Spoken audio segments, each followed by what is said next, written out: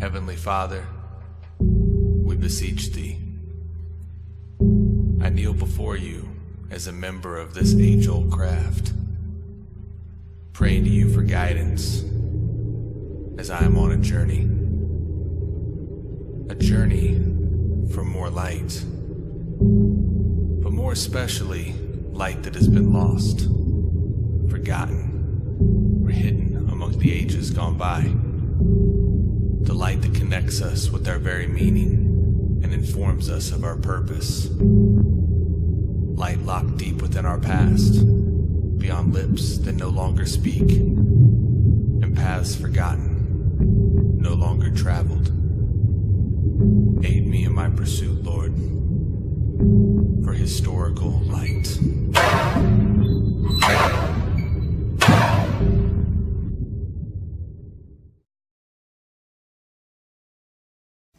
Hey everybody, welcome back to Historical Light, an independent Masonic show focused on the historical events and aspects within Freemasonry. As always, I'm your host, Brother Alex Powers, and I want to thank you for joining us again. Today is episode number 20. The big 2-0 finally made it. And I do want to apologize right off the bat. I feel like I've been doing this a lot lately, but this fall season is really getting the best of me. And once again, I'm a little under the weather. So please give me a little slack today. I do apologize. My voice is a little off and shortness of breath and all, but hey, show's got to go on, so let's do it. It's going to be a great one though. We do have the infamous Brother Bob Cooper from the Grand Lodge of Scotland. It's going to bring us some great history from over on that side, and it's going to be good all around. So let's go ahead and jump into it like we always do, checking with our friends over at masonrytoday.com and see just what happened in Masonic history today.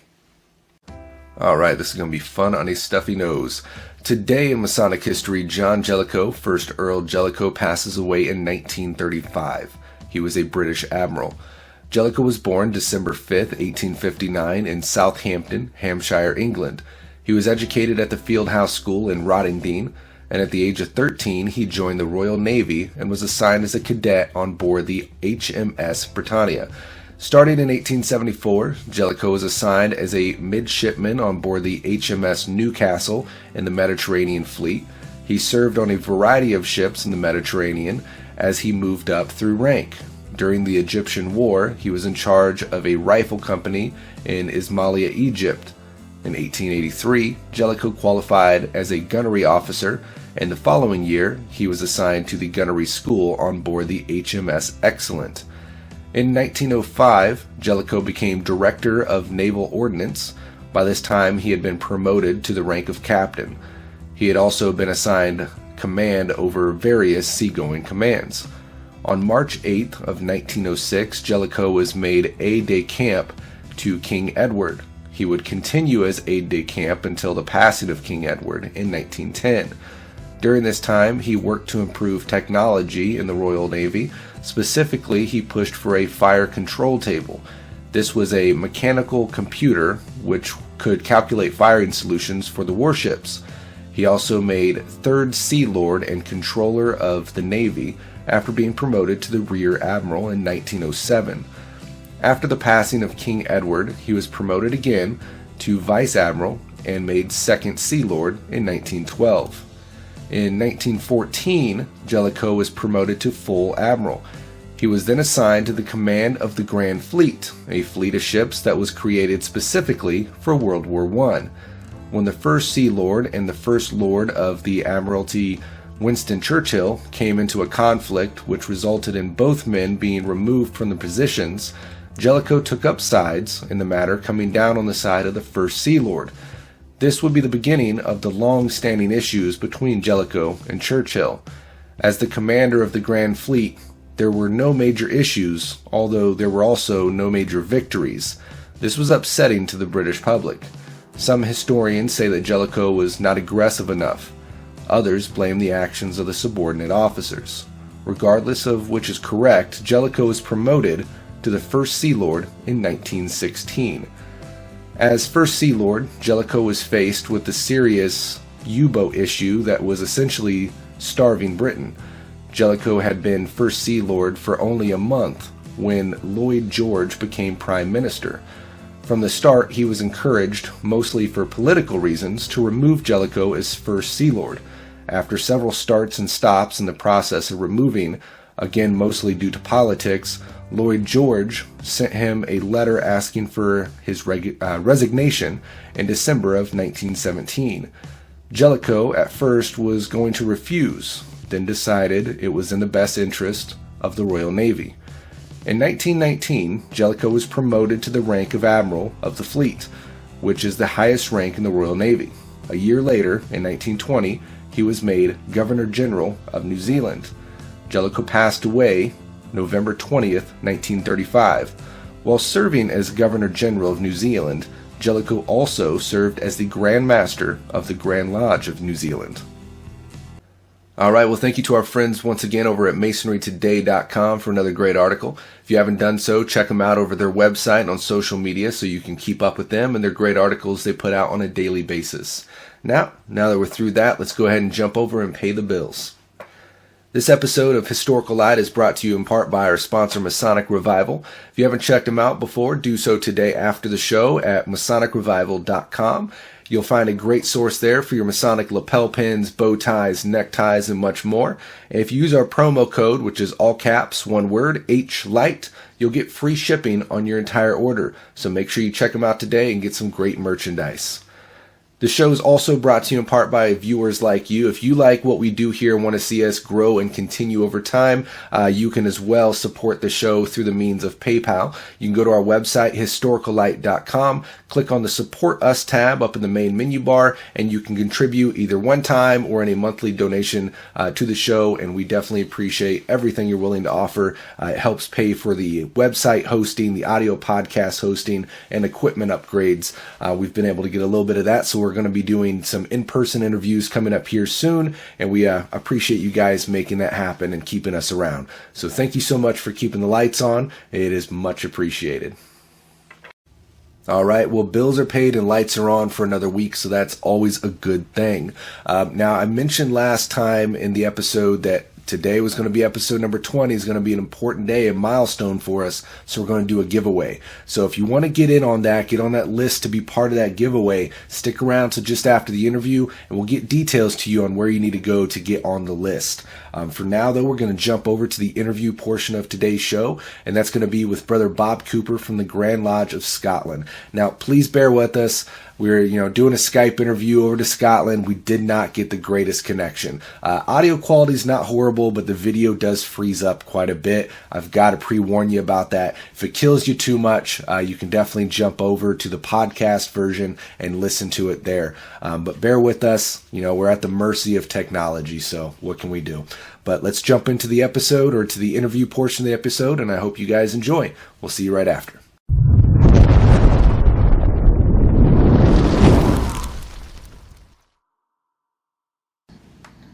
Hey everybody, welcome back to Historical Light. We're very pleased today to have on the show Brother Bob Cooper, who's the curator for the Grand Lodge of Scotland. And Brother Bob, if you don't mind, I'll go ahead and hand it over to you if you want to introduce yourself, about your background. Sure, will do, Alec. Firstly, thank you very much for inviting me onto the show. I've been employed by the Grand Lodge of Scotland now for coming up for 24 years as the curator. So I look after the Grand Lodge of Scotland's museum and library, and that includes the archives and some very fascinating old documents, which we'll probably get around to talking about very shortly. In terms of my Masonic membership, I became a Freemason 35 years ago. When I joined the Lodge of Light, 1656, Edinburgh. I subsequently affiliated to and became Master of Lodge Edinburgh Castle, number 1764, and thereafter I affiliated to and became Master of Lodge Sir Robert Maury, 1641, and that name is significant. I'll explain why later. And our Premier Lodge of Research in Scotland. And also, I had the great pleasure to be installed as Master of Lodge Quater Coronati in London, which, of course, as you know, is the premier lodge of research in the world. And so, yes, I've been very involved in all sorts of aspects of Masonic research, Masonic history, but I'm particularly interested in early ritual philosophy and the esoteric content of early Masonic ritual and Masonic references generally. As well as that, I'm also very interested in other non-Masonic esoteric societies that exist or existed in Scotland, and that will be an important point to make later about the existence alongside Freemasonry in Scotland, the origins which I'm almost certain spring from the very different socio-economic, cultural differences that Scotland has from virtually anywhere else. So that's a very brief background to me. I don't know if you've got any other particular questions, but that's the basics, if you like. Wonderful. Well, I did want to touch in on, do you have any family history going back within Freemasonry or appendant bodies? Well, the short answer is no, none whatsoever, none that I've ever been able to establish. That in some ways is a bit unusual in Scotland, because a lot of people, a very large number of people, join because of family connections. There are some lodges, particularly rural lodges, and I'm quite sure it'll be the same in many parts of the United States, where you can trace father, grandfather, great-grandfather, all sort of members of the same lodge. I don't have that kind of connection. My motivation came from the desire to understand the history and the philosophy of the craft, which was completely different than any of my teachers and professors would tell me about. So it really was sort of curiosity that brought me to the door of Freemasonry. Very well. Well, we're extremely glad that you made that leap into Freemasonry. I know you said you kind of got turned on because of looking into the history of it. What was it that actually turned your eye to it? What made you notice Freemasonry and ultimately want to join and become a part of that? Well, my academic background is in history, and the history that the craft or commentators on the craft, and again, that's another subject we perhaps would like to touch on. The commentators on the craft were giving a very different history of my country compared to the history of my country as taught in the academic world.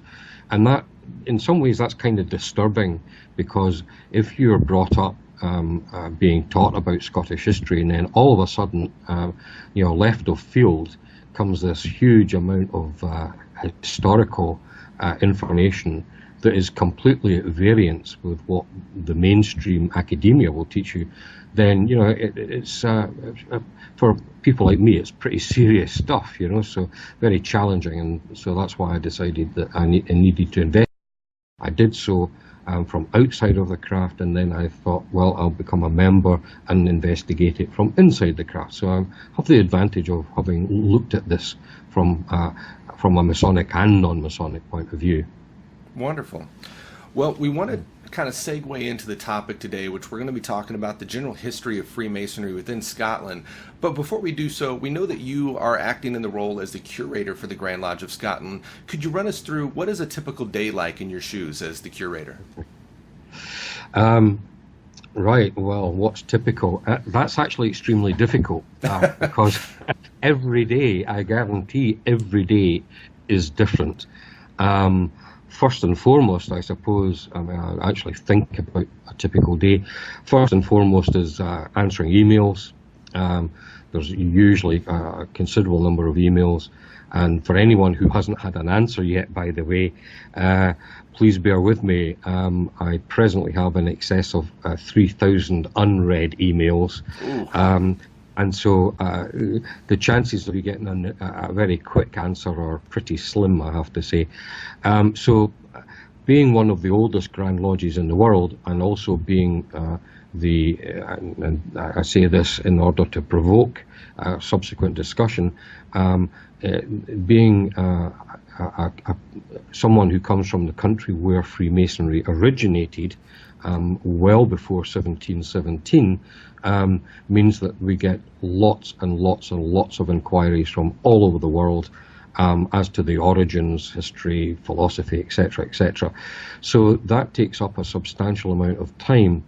To add to my burden. I'm not sure if that's really the most appropriate word to use, but what we did at Grand Lodge 2.5 years ago was we launched our Facebook page, and that was an experiment. I have to say that as an experiment, it's now become established. It's an established function. So after emails, it's onto Facebook, dealing with comments to recent posts and dealing with messages coming through Messenger. Facebook has been perhaps a bit almost overly ambitious in that we try and post at least once a day, and that is sometimes difficult to maintain. But so as you can gather by now, the internet is a very substantial part of my working day, and I try and deal with all of that in the morning, first thing in the morning. And then what usually happens is we have visitors after that, visitors from all over the world.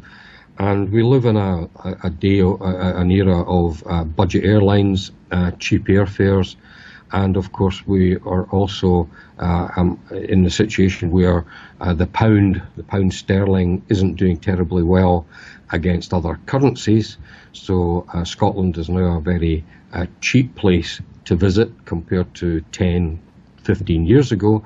So we have a very large influx of your countrymen from the United States, but also very substantial numbers coming from Europe.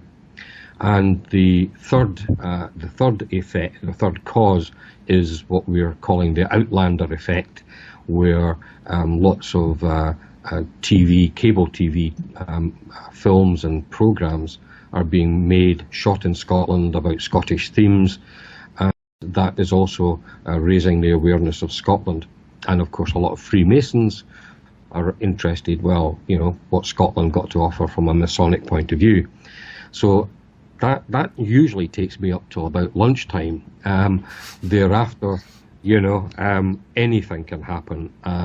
We have a very, very busy Grand Lodge, although it's quite small in terms of other Grand Lodges.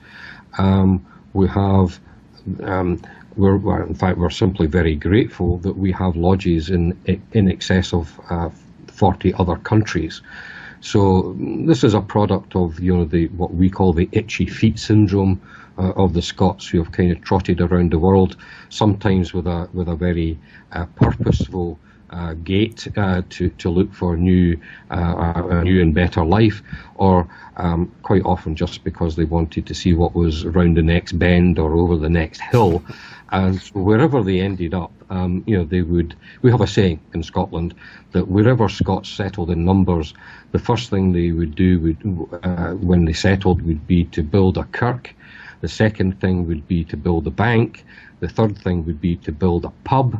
And the fourth thing, almost certainly, was to build a Masonic lodge. Now, whether it was actually in that order, we're not sure, but certainly those four features were a very common feature of Scots expats wherever you went in the world.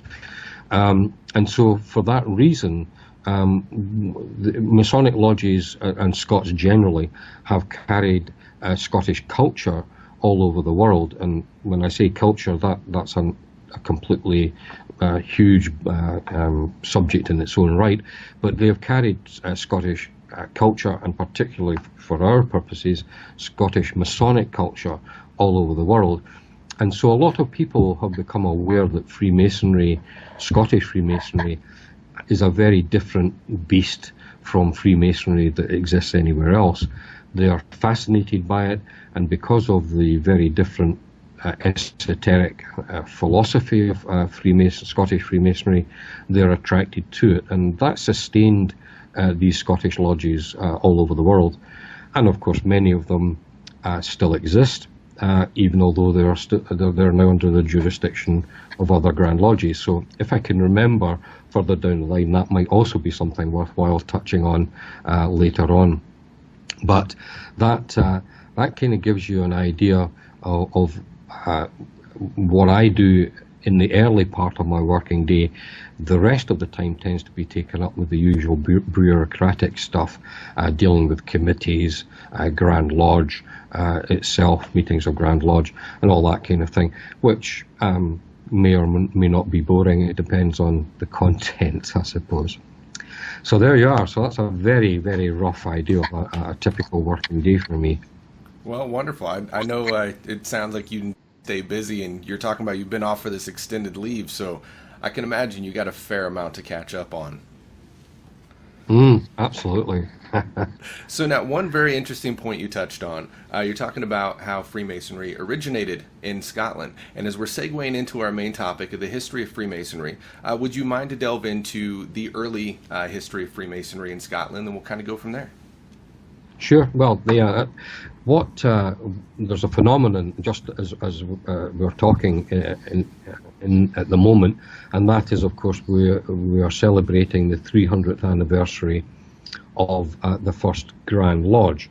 Now, it's important to differentiate between a Grand Lodge and Freemasonry. Indeed. Grand Lodge.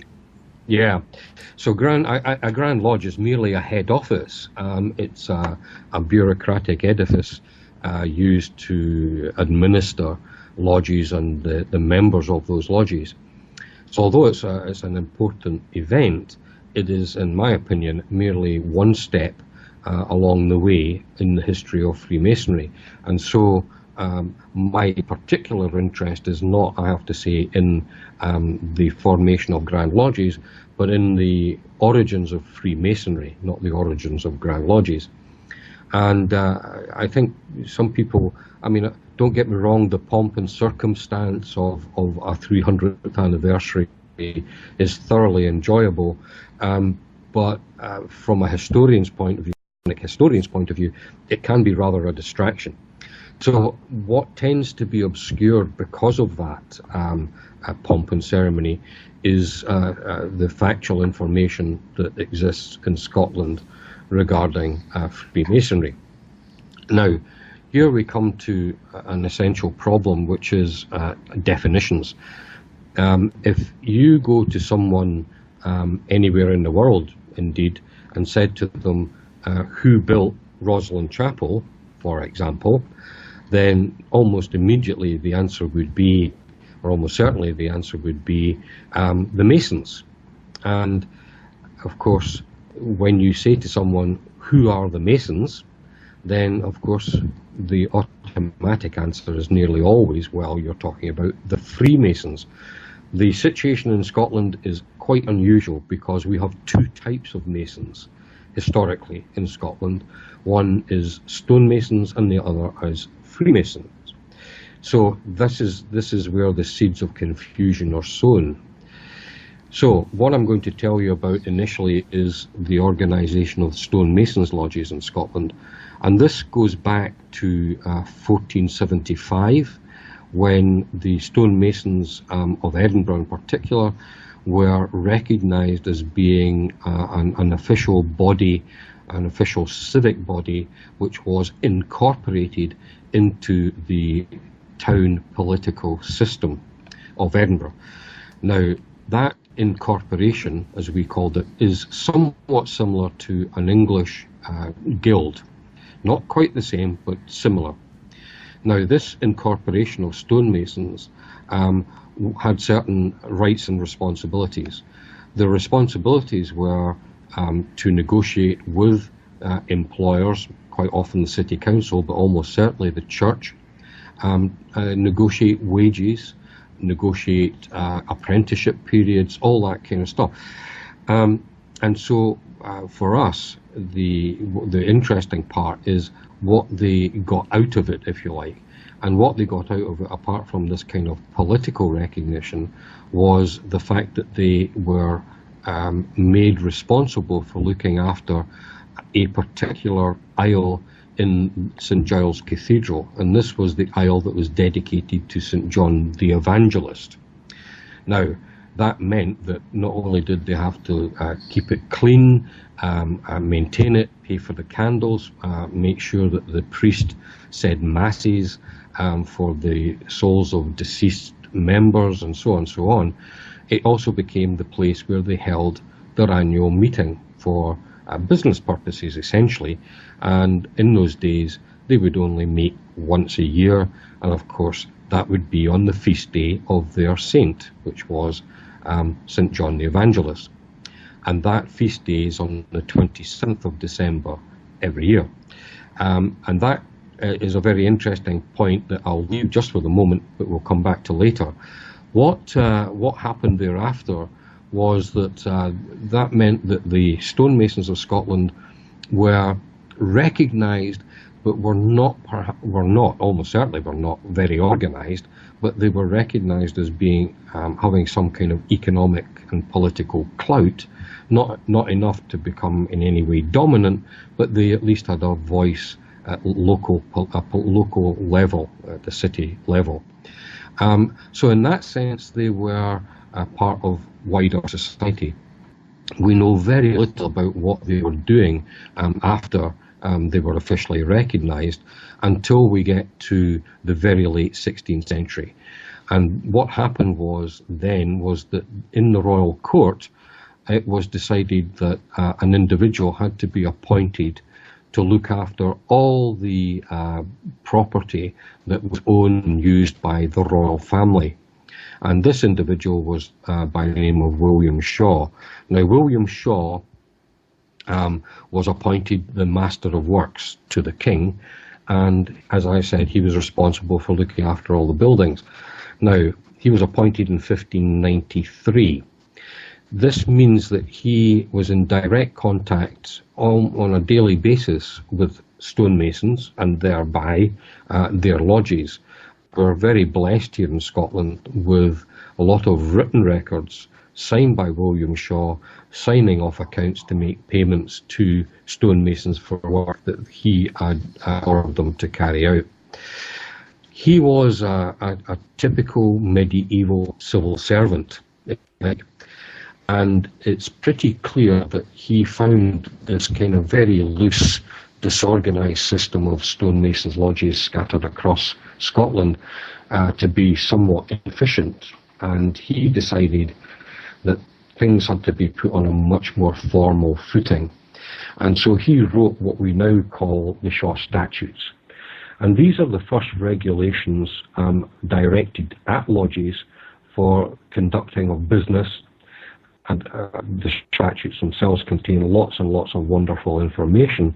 But for our purposes, it's sufficient to say that he was directing them as a civil servant to get their act together and to make sure that things were running smoothly. And I can understand why, because a more efficient workforce meant that his job was that much easier. And so, he was, not only, it wasn't completely altruistic, there was a little bit of selfishness involved there. However, for the very early history of Freemasonry, the effect was dramatic, because by formalizing the existence of a lodge and requesting, or demanding, not requesting, but demanding that they do certain things, particularly keep written records, meant that that's why the oldest written lodge records in the world appear in Scotland from immediately around that period. And so we have in Grand Lodge the oldest written minutes of a lodge, which is of a lodge called Aitchison's Haven, which used to be just down the coast from Edinburgh on the east coast, and their minutes begin on the 9th of January 1599. Now, that lodge doesn't exist anymore. It ceased to exist in 1852. But probably the oldest lodge records in the world of a lodge that still exist are those of the Lodge of Edinburgh, bracket Mary's Chapel, close brackets number 1, and their minutes commence on the 31st of July, 1599, and they are continuous to the present day. That is, no breaks, no missing minute. There is a continuous record from July 1599 right up until present. Now, we know that there were other lodges in existence at the time, like Mother Winning, other lodges scattered around Scotland, but unfortunately written records from that very early period no longer exist. Now, I think I'll pause there, if nothing else, just to get catch my breath, because there's a huge amount of information I've just inflicted on your viewer there. But you can begin to see, just from what I've said, things were happening in Scotland from an extremely early date, and to a large extent, what we have inherited from that is a system of lodges. And it's the system of lodges that fascinates me. No Grand Lodge, of course, but a system of lodges all doing more or less the same thing, because this individual, this civil servant, William Shaw, demanded that they do so. Anyway, gasped for breath. Well, that is indeed quite the bit of proud history that you guys got going on there. Now, getting into Freemasonry, how quick was it that you really realized your passion for the history of this and that you wanted to pursue this as really your studies within the craft? Well, yeah, I mean, my problem was in trying to understand, well, why is it that stonemasons, Freemasons are being considered in such a specialty? Because there were other trades that were also incorporated into the city political and economic system. So you had Baxters, which is Scots for bakers. You had Wobsters, which again is Scots for weavers. You had butchers, barbers, all these people, all these groups, essentially trades. They were all recognized as being essential to the economic well-being of the city. So, they also had a very similar status to that of stonemasons. My puzzlement came around from, well, why is it that the stonemasons, Freemasons, were considered to be so important, whereas the others were not? Now, from a Masonic point of view, this comes it comes into very clear focus when we compare the stonemasons with all these other trades.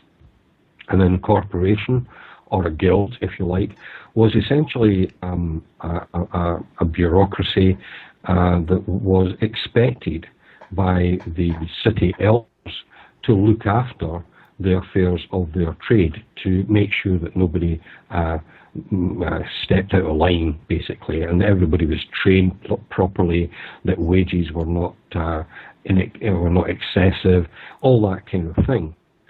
The problem with the stonemasons was that their incorporation included other trades, not dissimilar from stonemasons, but you had other people involved in the construction industry, like glaziers, carpenters, that kind of thing. They were involved in the incorporation. The other trades, like the bakers and the butchers and all the rest of it, were exclusively for people from that trade. So this presented a big problem for the stonemasons, because with their esoteric secrets, and remember these other trades also had esoteric secrets special to their particular trade, the difference with the stonemasons was that they couldn't communicate those secrets in the incorporation, thereby allowing non-stonemasons to hear and witness how those secrets were transmitted from one generation of stonemason to the next. So unlike other trades, the other incorporations, the stonemasons decided that they would have to have something special and separate, in which only stonemasons would be allowed to become members, and only within that organization would they be allowed to transmit esoteric knowledge. This extra organization was, of course, the lodge. And that's why Scottish stonemasons are unique from any other trade, in that they had two organizations. One, the incorporation or guild, which was the public face of the trade that everybody knew about. There was no big secret about it. The lodge was secret, and it was only for stonemasons. And so that kind of element of secrecy was built in right from the start, whereas the other trades didn't need it, because there was no need to keep what they were doing secret, because everyone was either a baker or a butcher or a barber. So this creation of a two-tier organization, one of which was secret, raises some very interesting questions indeed. William Shaw and his statutes were sent to lodges. Now that is very, very strange, because if you're sending instructions that are relevant to how stonemasons are to conduct their business as stonemasons, apprenticeships, wages, etc., etc., you would send it to people who had the clout to enforce those regulations. He didn't send them to the incorporations, he sent them to the lodges, the secret part of the organization. And therein, I think, we get a clue as to what he was up to. He was reading the Shaw Statutes very carefully. He was endeavouring to make the stonemasons of Scotland incorporate, if I can use that word in that way. He was endeavouring to make sure that the stonemasons internalised the lore of the craft within the lodge. Not within the incorporation, because the incorporation, of course, as we've just said, included people who weren't stonemasons. The lodges were exclusively for stonemasons, so that's where the lore of the stonemason's craft had to be remembered and perpetuated. And that's what I think that was all about. Now, to me, that is the embryonic beginnings of Freemasonry, lying within the trade of stonemasonry. That contrasts completely with what was happening elsewhere in the world, where there are no records of stonemasons whatsoever until much, much later. And the Scots had any influence on that, we don't know. It's actually unlikely, because Scotland is a relatively small and isolated country, and so this sort of knowledge and method of doing things would be pretty much to themselves. There is very definitely an effect later, after the Union of Parliament in 7, that is when Scotland became politically unified with England, and lots of Scots moved to London, and therefore, in my opinion, it is surprised that within a decade of that union and that mass immigration of Scots to the south of England, it's no coincidence that that's when the first Grand Lodge appears in London, following that big influx of Scottish stonemasons from much further north in Ireland. So you can see that there's a lot of meat here. We are still dealing with the 16th century. We haven't even crept into the 17th century yet. And so this is, I mean, it's a nice problem to have, but it is a problem that there's so much information relating to this very, very early period of Freemasonry that it's very difficult to, even in a lengthy interview such as this, it's extremely difficult to give you a lot of what I would consider to be necessary information. So essentially what I'm telling you about at the moment is a very brief resume of the whole story. And as I say, we haven't yet crept into the 17th century. So another quick pause for breath, if you don't mind. Not a problem at all.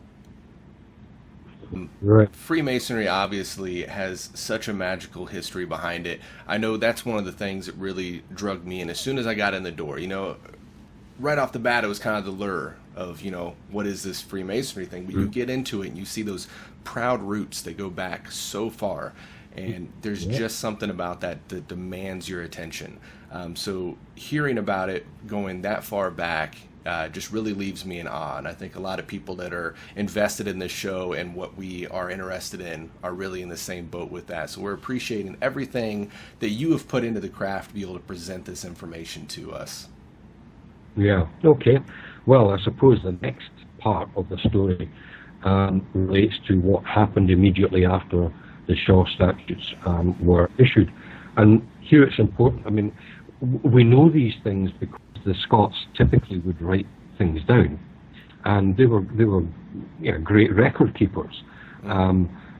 Why? Well, when it comes to Masonic records, I think we have a clear. I mean, Shaw demanded they keep written records, but there was the great tradition of recording transactions, contracts, and all that kind of stuff.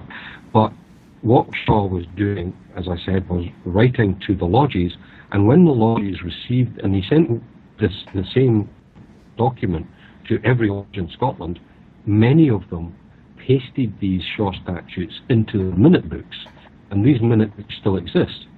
And so we have this wonderful situation of not only do we have the instruction to keep written records, but we then immediately have the written records. So it's a wonderful piece of historical evidence that we can follow. But that raises a rather curious problem, because most of the stonemasons of this period were illiterate, or at least semi-literate, and so asking them to keep written records was a bit odd, shall we say, and I suspect we know part of the answer, and also one of the nice, neat steps following that is that if you are illiterate or semi-literate, but you have someone who's very senior to you telling you to keep written records, and telling you, well, if you can't write them down, you will find someone who... Then immediately you're having to go outside of the lodge system to have someone record your written transactions, your written business. The present theory is that the lodge would have a secretary who's in charge of a book, who after every meeting would have to go to a lawyer, or a writer as they're called in Scotland. He would take them to this writer, lawyer, and ask him to record the salient points of the meeting. And that's why we have records of the entrance of apprentices into the lodge records, people being made fellows of craft. The names are all recorded, but not necessarily written by a member of the lodge. So what's happened as a consequence of Shaw's instruction is that someone outside of the lodge, the secret lodge, has got knowledge of this secret organization. Interesting. And that, yeah, and so that is probably the first indication we've got of external interest in the lodge. And we know that fairly soon, certainly by the 1630s, the lodge was admitting people who were not stonemasons. That, again, this is trying to get some kind of continuity of this is a bit difficult, but as we've touched on that, I'll finish that kind of point. The people who joined the lodge in 1630 onwards, who were not stonemasons, were therefore very obviously the first speculative Freemasons, because they have no connection to stonemasonry whatsoever. There is another point I'll try and come back to if I recall to do so.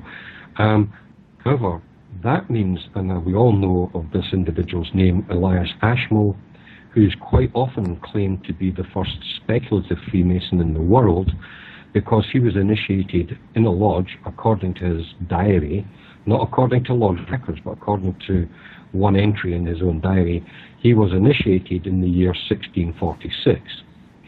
He's not the first speculative Freemason, he's not the second, or the third, or the fourth, or the fifth. He's actually the 11th speculative Freemason in the world. Wow. Because by that time, by 1646, 10 non-stonemasons had been admitted into a Scottish lodge. Therefore, Elias Ashmole comes along quite a lot later. So these individuals who were admitted prior to Elias Ashmole were aristocrats and members of the professions. Anyway, I need to skip back to finish the story about William Shaw, because sure. We'll skip forward a few decades. But William Shaw, he's issued his statutes, but he's not finished yet. We think, and I'll explain why shortly, we think that he had much grander ideas for the stonemasons of Scotland than merely getting them to formalise their lodge meetings and lodge affairs, And we get this because in 1601, he wrote a letter to William St. Clair of Roslin, asking him to become the patron and protector of the stonemasons of Scotland. And as well as him signing that document, and the signature and his title are given in that document and are identical to those on the Shaw Statutes, they are also signed. That document is also signed by Master and Wardens of several lodges in Scotland. Unfortunately, the right-hand corner where the seal would have been on that document has been torn off. So I suspect there was quite a few more lodges and signatures mentioned in that missing portion. But we know then that this is William Shaw trying to do something more than just have a national organisation of lodges. He is looking for one individual to head up the organisation. Now, this has led quite a few popular authors to conclude that this must be the first Grand Master ever of any kind of lodge system in the world. That's a grave error, to be honest.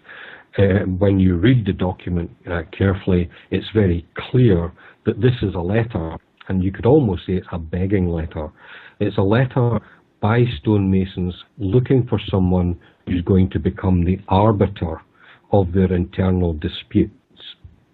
Now, clearly, I suspect that if you needed someone who's going to arbitrate in internal disputes and internal disagreements, the stonemasons were a pretty argumentative bunch, but it was certainly cheaper than having to go to court to have your problems resolved.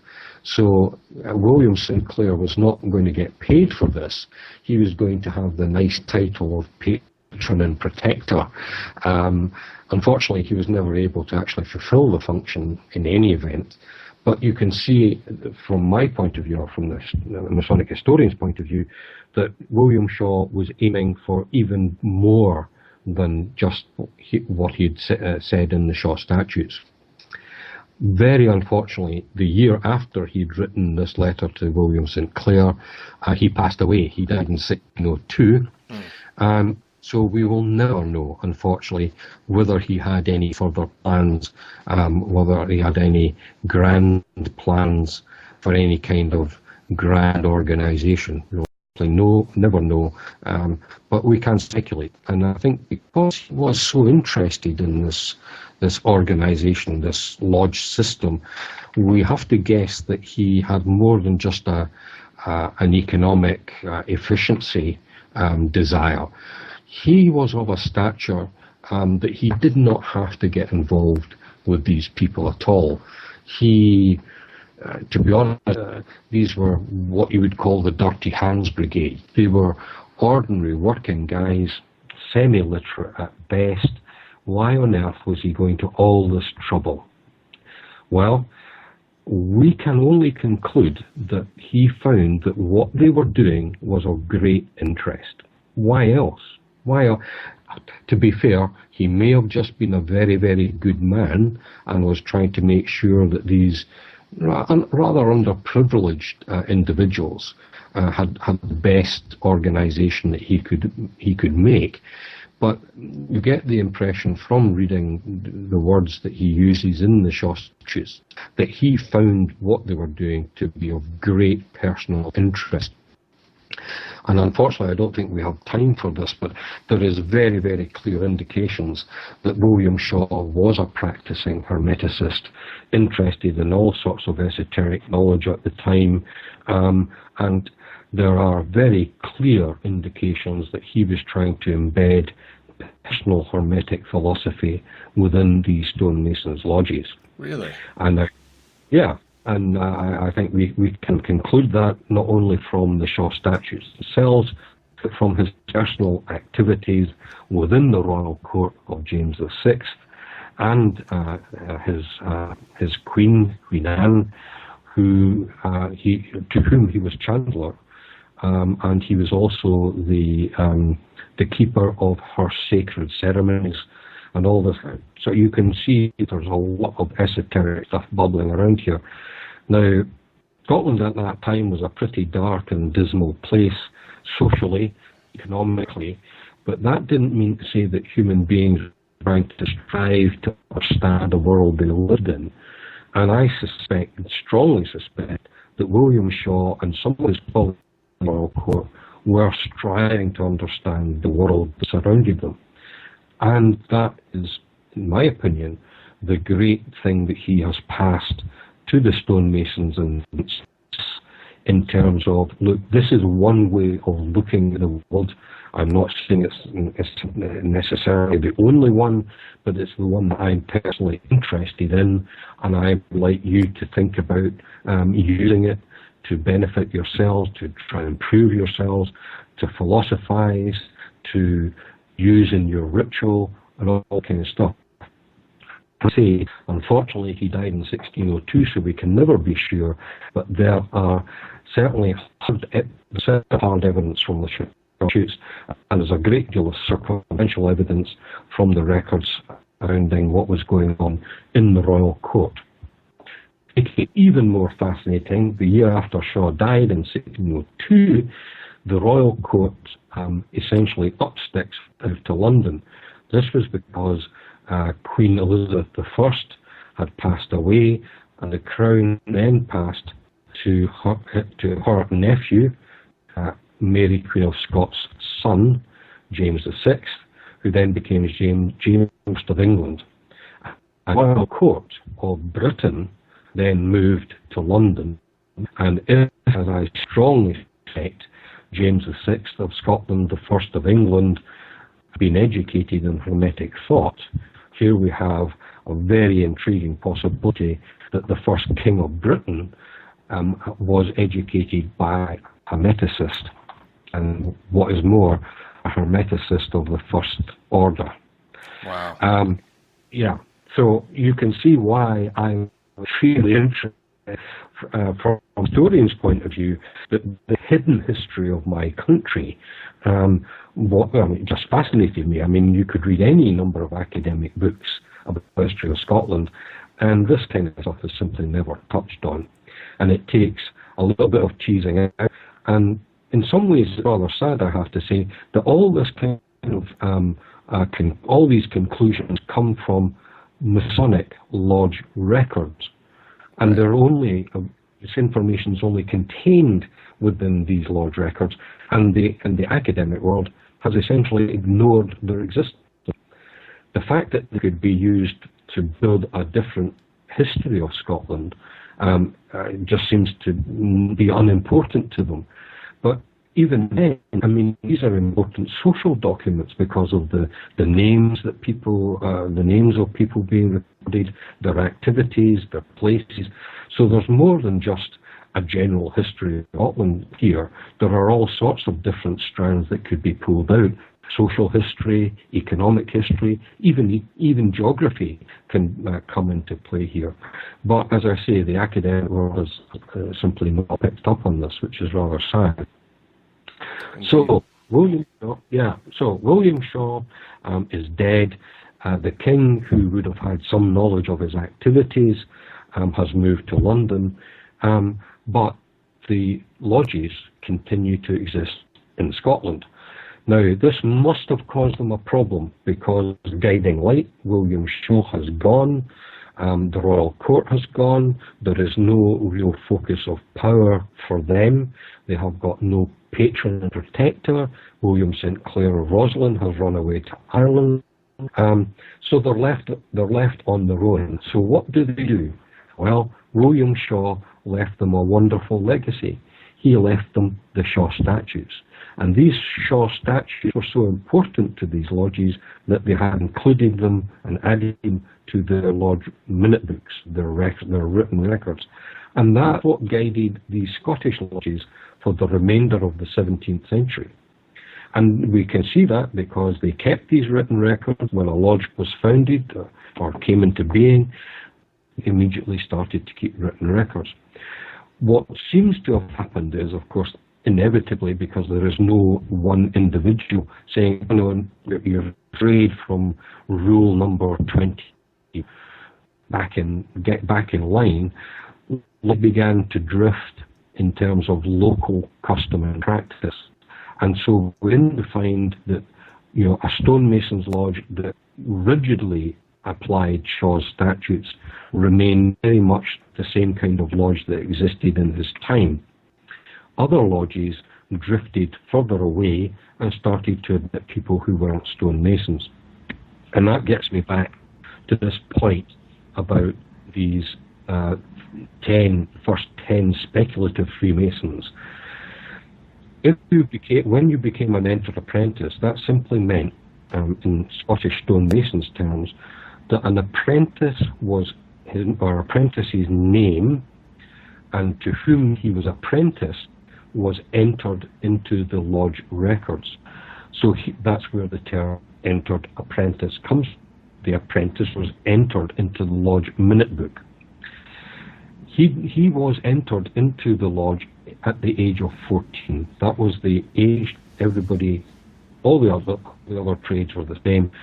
It was the age that you began your apprenticeship. The childhood was a very short period in one's life at that time. You became an apprentice at the age of 14. You served your apprentice for 7 years, and you became a fellow of craft. In the lodge records again, you became a fellow of craft at the age of 21. And we know in the Western world that the age of 21 was for many years the age of maturity, the age you got the keys to the door, etc., etc. So you see exactly why, in some ways, an apprenticeship would last 7 years, because it took you to the earliest year you could be considered to be a full-fledged adult, someone who's 21. However, this is where we go back to our 10 speculative bureaucrats, etc. You couldn't expect them to come along to a meeting and be made an entered apprentice and then be told, well, come back in 7 years and we'll make you a fellow of craft. And this was, these aristocrats are not going to stand for that. So there was a problem. You could imagine that if you were a stonemason in a stonemason's lodge and some outsider suddenly came along and got the degrees of entered apprentice and fellow of craft all at the same time, I wouldn't be best pleased. Excuse me, I would think. I'm a member of this lodge, I'm a stonemason, and I haven't got my fellow of craft degree yet. Who are these characters to appear on the doorstep and get both degrees all at once? It's not right. They're not even stonemasons after all. But of course the Scots had an answer for that one. The answer was, well, they made them pay through the nose for the privilege of getting all the degrees at once. Yeah. So people who were not stonemasons had to pay a substantial amount more than stonemasons, and I think that was that they got around that particular problem. We now know, and again this is simply a matter of looking at the lodge records, we now know that many lodges became mixed lodges during the 17th century.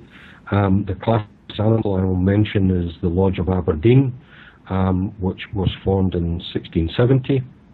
And in that year, a roll of members was produced, and 20%, slightly under 20% of all the members were stonemason. So most of the membership were actually non-stonemasons, and these included dukes, earls, marquises, lords, professors of mathematics, ministers of religion, and also much humbler occupations like college makers. Wow. Yeah, all in the same lodge.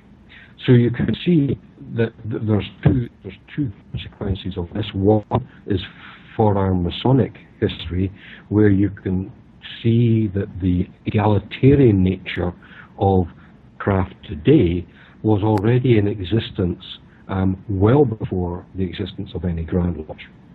So you have the great and the good, in fact, not even just the great and the good, but the ultimate powerful people of the land were living in an environment where people were illiterate. And this really opened within these lodges. And so there must have been an attraction for the non-stonemasons to join these lodges, and in fact there must have been a considerably more than an attraction. There must have been a fascination, an obsession almost, to the point where they came to dominate these lodges. And again, a point where you've got lodges where there are no stonemasons at all. The classic example of that is the Hotfoot Lodge, which came into existence in 1702. It was founded by many of the landed gentry, and there was no stonemasons involved whatsoever. So this appeal of Scottish lodges to non-stonemasons have become very powerful indeed the further we go into the 17th century. And the question must be, why? Why were they so interested?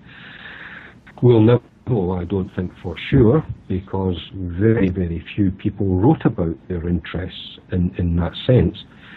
But if you were someone highly educated, as most of the aristocracy were, they were educated in Latin and Greek and all this kind of stuff, and yet you had this bunch of ordinary working guys who were the only ones that could build churches, castles, palaces.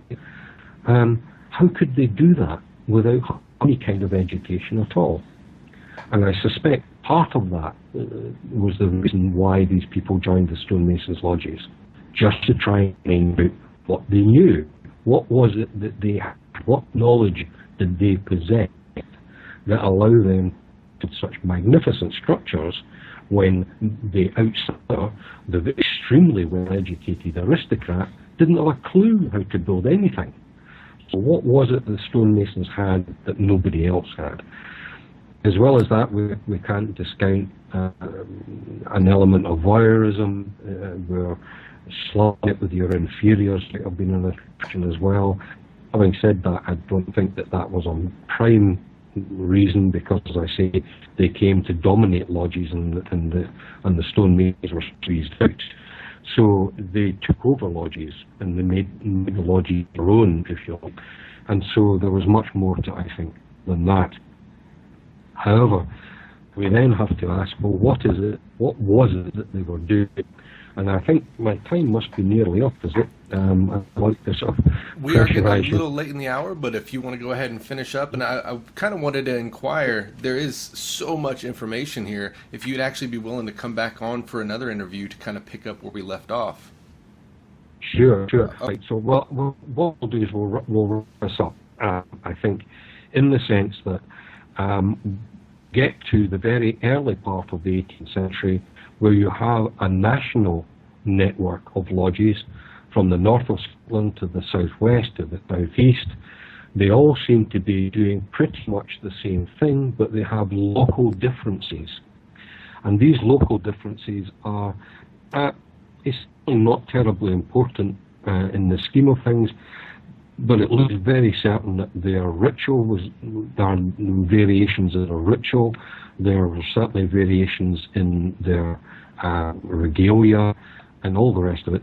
So what happened, and this is again the beauty of it for me, is that the differences, even though a national network that were all supposed to be doing exactly the same thing, when the Grand Lodge of Scotland was founded in 1756, they were allowed to continue their local customs and practices.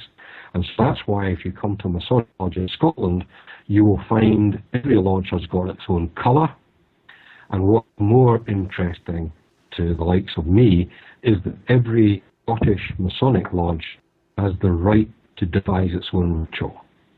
Wow. There is no standard ritual in Scotland. So on that point, I think we'd probably pick up on another interview later.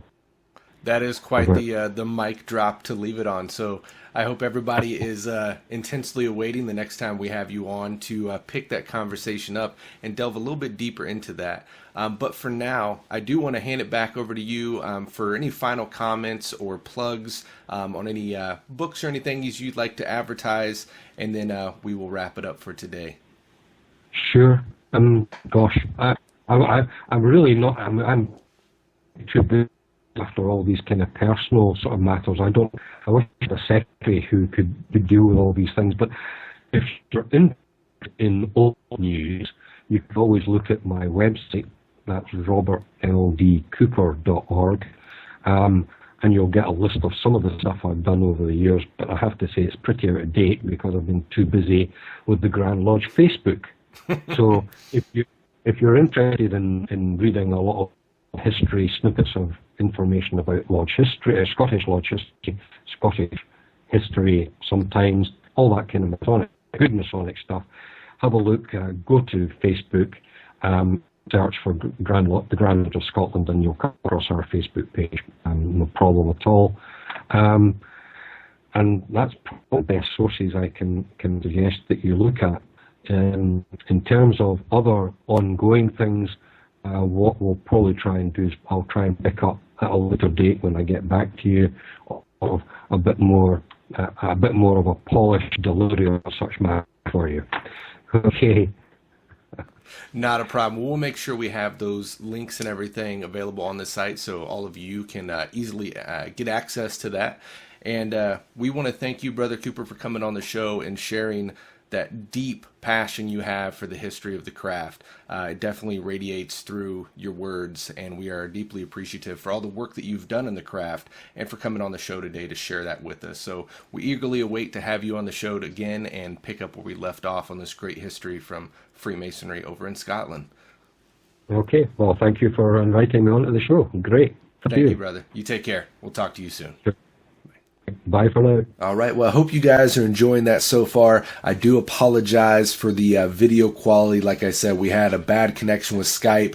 We're at the mercy of technology. Just not a whole lot we can do about that. But the information behind it is great. So that does conclude part one with the interview with Brother Bob Cooper. Definitely keep your eyes out. We're going to have him back on very soon to continue that conversation with part two, and hopefully we get a little better video connection for that one. But for now, we're going to direct you guys over to the Facebook group. That is the Historical Light Masonic Research Group on Facebook, and you're going to need to go there to both partake in the conversation for today's episode and to get your name on the list for the giveaway. Now, the giveaway is going to be a package of several historical light items. It's our way of saying thank you, we love you guys, and we really appreciate your support and keeping us around. So if this goes over well, we'll do some more in the future here, but go there, submit your name, and we'll get you on the list, and we're going to be doing that giveaway later this week. We'll probably give it a few days to let some names build up, and then we'll do a random draw and send out a prize package to the lucky winner. So thank you guys so much for all your support and keeping us around. It is sincerely appreciated. And that wraps up episode 20. So like I said, hit us up on the Facebook group to get in on the conversation and submit your name. And we will see you there until next time when we continue our quest for historical light. Take care.